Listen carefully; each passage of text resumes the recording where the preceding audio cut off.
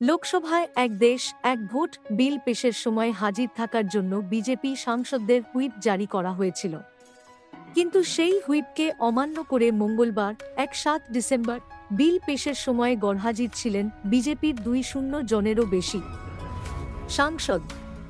তাদের মধ্যে বাংলার ৩ সাংসদও রয়েছেন। তারা হলেন কেন্দ্রীয় জাহাজ প্রতিমন্ত্রী শান্তনু ঠাকুর, রানাঘাটের সাংসদ জগন্নাথ সরকার ও জলপাইগুড়ির সাংসদ জয়ন্ত রায়।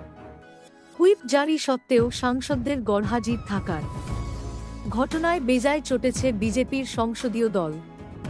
অনুপস্থিত সাংসদের কাছে ইতিমধ্যেই গরহাজির থাকার কারণ জানিয়ে জবাব চেয়ে নোটিশ পাঠানো হয়েছে।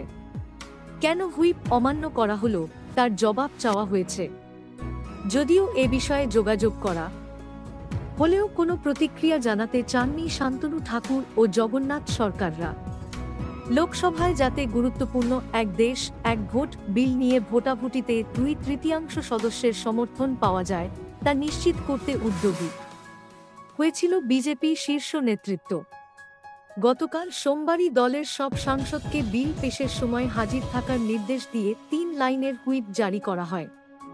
কিন্তু এদিন বিল পেশের পর ভোটাভুটিতে দেখা যায় 200 জনের বেশি বিজেপি সাংসদ গরহাজির রয়েছেন সভায়। যারা